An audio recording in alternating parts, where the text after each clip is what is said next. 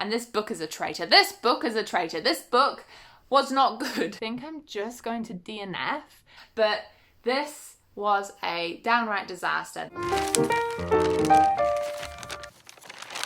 Hey everyone, it's Bethany from Beth and Books and welcome back to this book nook. I am so excited today to share with you episode something or other of my recent reads wrap up. Now I noticed that when I made my reviews shorter in these videos and just like 30 seconds long each maybe, you guys responded quite positively to that. So I'm not going to waste your time. I'm only going to spend time on the books that I think really need it, and some you will have already seen in reading vlogs. I will also preface this video team by saying I had a killer of a reading month in April, and although this isn't an April wrap up, a lot of these books I did read in April. I'm saying April a lot. Essentially, it was the school holidays, and so that meant for me 2 weeks of pure bliss and reading. So this video is coming at you in two parts, just because I have a pile here, and some of them need to get back to the library, and I need to do that, but I want to show you the covers. And before I get into this video, can you pretty please consider leaving a cheeky like and subscribe down below to help a small booktuber out. The goal is 1,000 and we are on track to that goal. So if you aren't subscribed but you want to hang around, join the club, please give that little button a click. I will love you a long time. Alright, on with the video. Alright, so I will start with the 3 books I read for my mystery box vlog, so I will link that to you guys. Essentially, I didn't know what I was getting myself into. I bought a secondhand paranormal romance book box off of Trade Me, a secondhand online store here in New Zealand. And this is what I got. Look, let's start with the worst one. I really hated this one. I DNF'd it. It was just one of those books where it was so sexist and so commodifying of women that I just couldn't continue on with it. But this was a downright disaster. I mean, the worst part, just to summarize it real quick, the worst part is the fact that these so-called dragons can brainwash women into sexual favors. I am donating that one. Very tempted to throw it away, but that just feels wasteful. Then we have Red Hot Fury. I ended up giving this one 3 stars. I was holding up 2 fingers, 3 stars, because it was entertaining. Was it the world's greatest story? No. But if you wanted just something fun and cheesy to sink your teeth into, this was entertaining. And then my favourite one from that reading vlog was The Hex. I thought it was a really good ghost story. I gave it 4 stars. I thought it was fun. The romance side of things really let it down. I wasn't a fan. It felt really forced. But the ghost story was really fun in it. It's about, it's like a murder mystery more than a paranormal romance that just has ghosts. But yes, 4 stars. Alright, and now I've got books that I haven't actually shown you guys at all. So, first of all, I was really tempted to do a 24-hour readathon vlog during the school holidays, but I always suck with telling myself I need to sit down for 48 hours and read a certain amount of books or certain books. My brain just rebels against it. You'll notice that I haven't really tried readathons here on my account. I just suck at them. As soon as someone tells me what to do, as fun as it originally sounds, as soon as I'm told, I'm just like, yeah, nah, mate. So essentially what I'm trying to say is I wanted to read the entire Artemis Fowl series as a readathon, and I got as far as 50 pages into book 2. It's not bad. I really don't know what to rate this because it's a middle grade, and I can see why it's a good middle grade, but it wasn't my favourite book. I guess if I had to put a star rating on it, a solid 3 stars. It wasn't bad, it's just not fun enough for me to want to keep reading the entire series, you know? I thought I had like good messages for the youth, whilst it was always also interesting enough for them. And then this one, it's not a bad DNF, I just got sick of the story by then. To which point, I decided I really wanted to get my teeth into A Court of Silver Flames, and I can't help but really like these books. Now look, I don't pick up Sarah J Maas for some really deep story. I don't pick it up to be wowed with, oh, this literature, fancy. I pick this up because I want a high fantasy, romance-filled story that I can just get lost in. And this delivers 5 stars. I just can't help but love Mars's writing. Cassandra Clare, I don't like. Mars, I love so much. And I know the two authors are often put together, but I just think Mars's writing is so many levels above. I just think it's really entertaining. How do I put this into words? I think I liked this more than the original, I'm trying to show you, original Akata trilogy. I think this was better. I think Nesta was an amazing character. She had so many flaws and things to work through, and she had such great character growth. The romance was intense. I would definitely say Mars was like, yo, everyone loved these for the smut.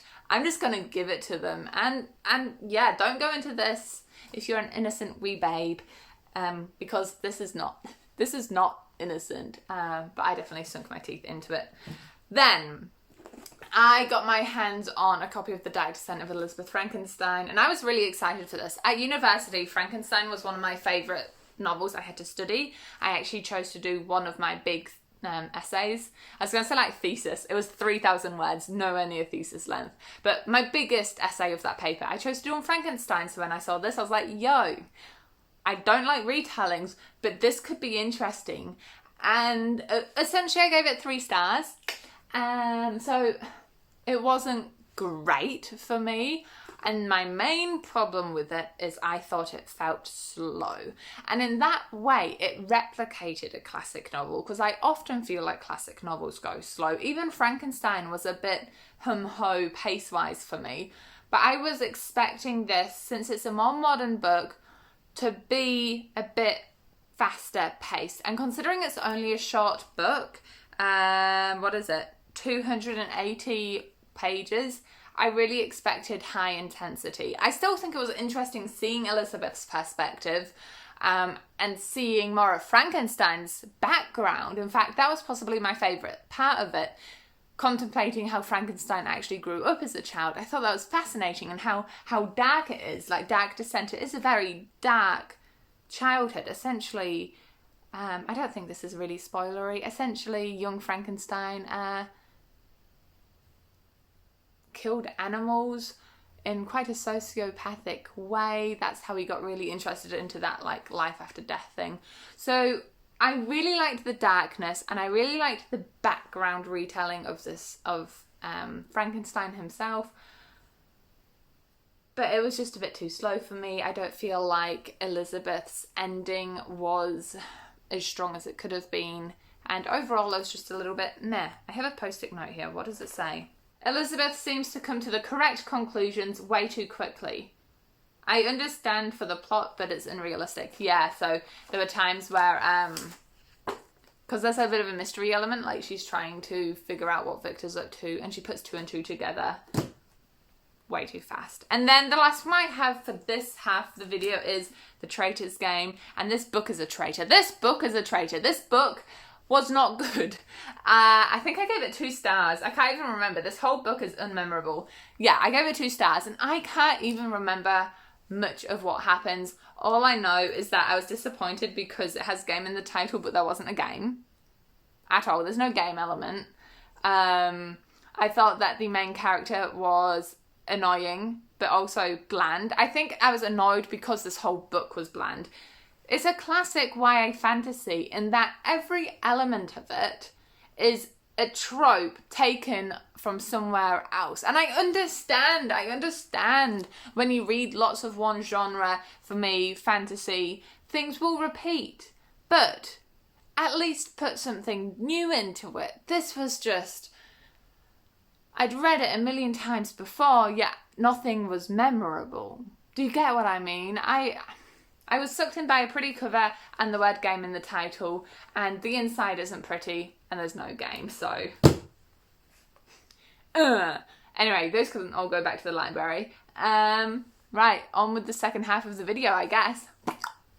Alright guys, I'm back, future me is here, and I have another 3 books to wrap up. Not gonna lie, there's gonna be another future me, just because my library books obviously need to be returned, and I figure let's just film the wrap-ups as they're fresh in my mind. So, We Free the Stars is book 2 in the Sands of Arawiya Hafsa duology, and I'm, first of all, oh my gosh, I actually finished a series. Even if it's only 2 books, I'm still proud and counting it. I gave it 3 stars, so it's not terribly bad, but it's not also, 4 or 5 stars. Obviously, that's how maths works, Bethany.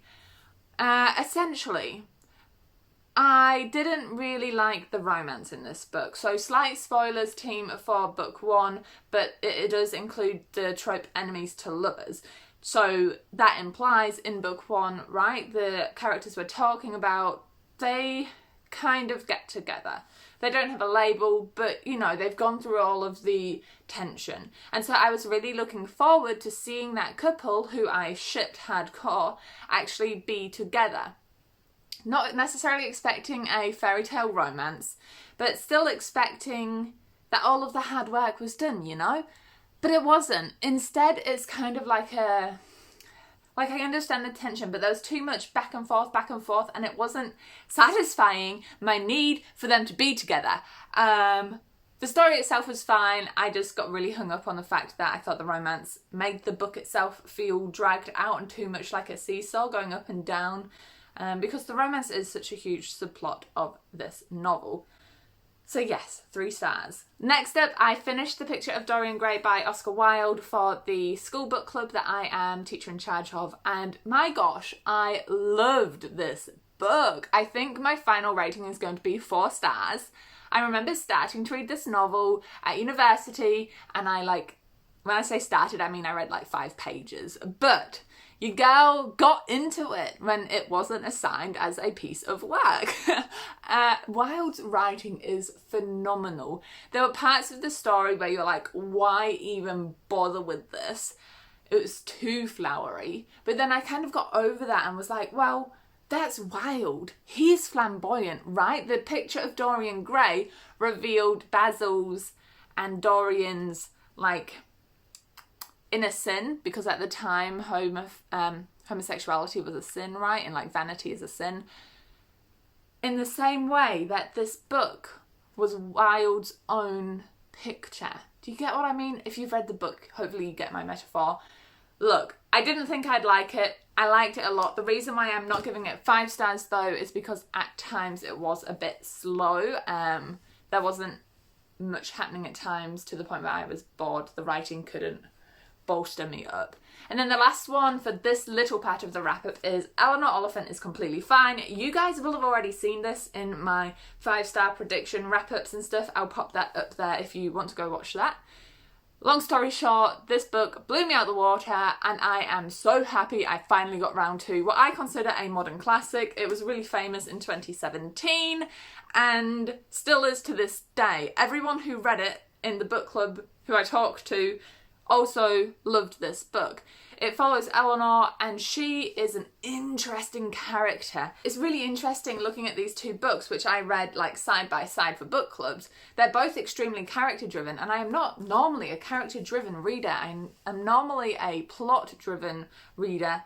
But this one is the best character growth novel I have ever read. Eleanor goes through hardships. She goes through some really screwed up stuff in her childhood, and then she meets Raymond, and Raymond is so sweet, and I'm happy that there was only implied romance, that it was just platonic friendship for the most part. Thank you, Honeyman. Thank you so much for making a novel that doesn't have to have romance, successful romance for our character. Alright, the next version of Future Me will pop in here. Hey everyone, it's me again. Obviously it's the 3rd time I have featured myself in this video, and I'm just coming at you with the last of my wrap up. So I mentioned that I had these 3 books left, and in all honesty guys, I'm not excited about them. I had spun my wheel for the Wheel Chooses TBR and had created some piles of books for my mystery TBR reading themed vlogs, and so they were kind of staring at me whilst I was trying to get through the last little push. And those books in the wheel video are just so much more exciting for me right now, so I've just decided to put some of these back on the shelf and hold them. This one I'm definitely putting back on my shelf. I really want to read it, I've just got to wait for the right time, so that's going back up there. Trainspotting is another one I really want to read, so that's going back up there. However, the Dante Club is one I think I'm just going to DNF and just put on my donate pile, to be honest. It's just a little bit, it's what I expected in one sense, but also not meeting my expectations. Let me explain. On the back it says Boston 1865, a small group of elite scholars prepares to introduce Dante's vision of hell to America, but so does a murderer.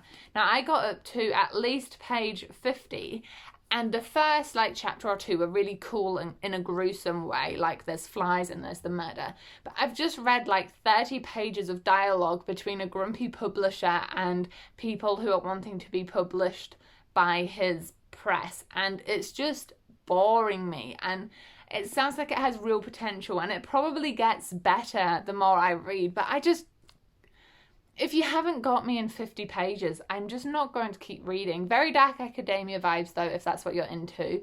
And really cool links to actual historical authors. This is based in the Oxford Publishing House, and so there's legitimate historical references to authors who were published through that house, named authors. It's really cool in that sense.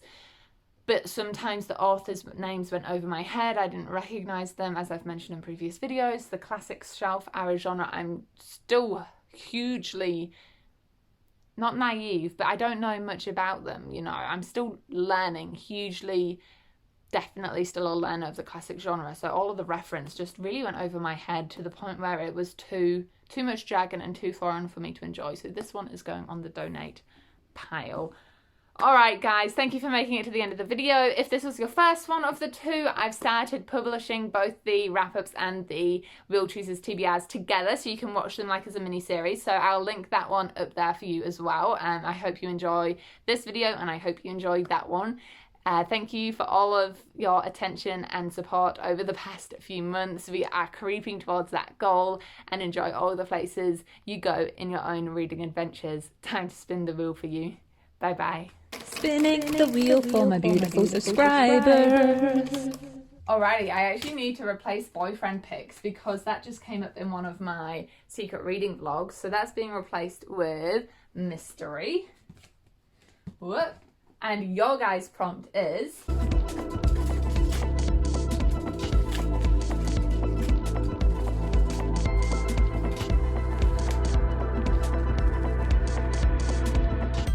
start a series, guys. Enjoy. Let me know what series you're going to start down below. Bye bye.